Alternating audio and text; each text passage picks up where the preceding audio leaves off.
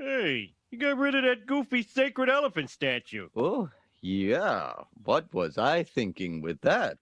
Who needs the infinite compassion of Ganesha when I've got Tom Cruise and Nicole Kidman staring at me from Entertainment Weekly with their dead eyes? Okay, so here's the thing about the current social consensus on cultural appropriation. The term is often misused, misdirected, and surrounded by conflation and misinformation. For example, try typing cultural appropriation into Twitter and you'll be presented with a vast majority of users weaponizing the term with assumed negative connotations. But what if I were to tell you that cultural appropriation isn't that simple?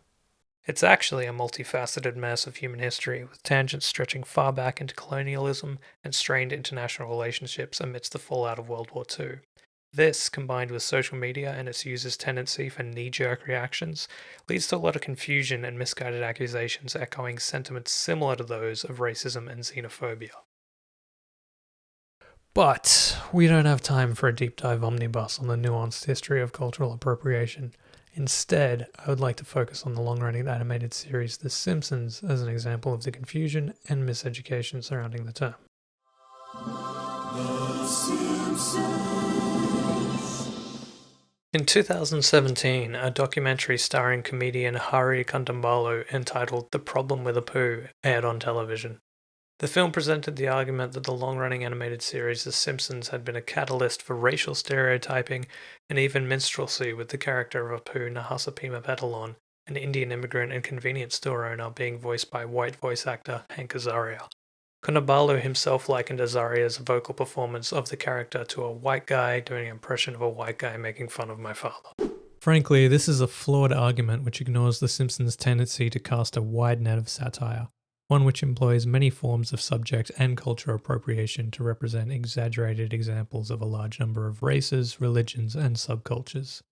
The show's origins as a reactionary and rebellious response to the Reagan-led conservative era of the 1980s don't point to cultural ignorance and racism, but rather a blank canvas for social commentary on the issues of the time. Take, for example, the episode Much Apu About Nothing, in which the character of Apu is used as a critique on the American immigration system and public perception of immigrants. I mean, Apu has a PhD and is only working at the Quickie Mart to pay off his student loans. That's social commentary on socio-economic problems in America, not discrimination. And while Kondabolu argues that the performance of a white actor doing brown voice evokes memories of white actors in blackface makeup performing minstrel shows, others such as Shilpa explain brown voice can also be understood as a form of cultural assimilation. The term brown voice identifies a specific racializing trait among South Asian Americans in Hollywood productions, which simultaneously connotes both foreignness and familiarity because the accent is identified with an English-speaking identity, and hence offers some cultural privileges of assimilating into American culture. So basically, these lines have become so blurred and hard to define that we find ourselves at somewhat of an impasse when analyzing the question. But what if we analyze the intent of the artist making the art? The Simpsons. To be clear, my aim through this video is not to argue particularly for one side or the other over the idea that cultural appropriation is bad or not an important issue worthy of critique. My intent is to simply present the fact that the term is currently misused somewhat in modern society. For example, when considering kitsch culture, in which satire and a lack of education by its naive artists and creators can lead to occasionally humorous and even endearing results, this is referred to as culpable ignorance, an act in which a person engages in cultural appropriation without knowing. This is usually due to unworldly innocence or a lack of education in regards to the subject matter they are engaging with. In the year 2000, Matt Groening issued a response in regards to the 1995 Simpsons episode Bart vs. Australia and the initial backlash against the depiction of Australians through the lens of The Simpsons. I just want to apologise for the Australian episode of the show. We thought we know we're going to get it so wrong that they'll forgive us, because it'll be obvious we have no idea what the hell we were talking about.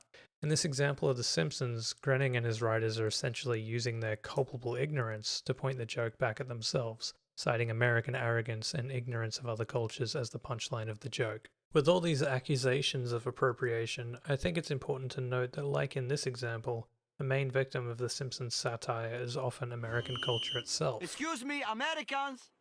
How did you know? So what did we learn today? Cultural appropriation is a nuanced and impossibly difficult rabbit hole of intangibles which will hurt your brain. Not all cultural appropriation is created equal, with the basis for cultural appropriation as a neutral term in theory being somewhat lost and leading to a lot of false equivalencies. Satire and cultural kitsch highlight the importance that intent plays in both the creation and reception of art and media. There's a lot more to this discussion than what has simply been outlined here today. However, I hope I have provided a basis for a more robust discussion on cultural appropriation and its use in art and media moving forward.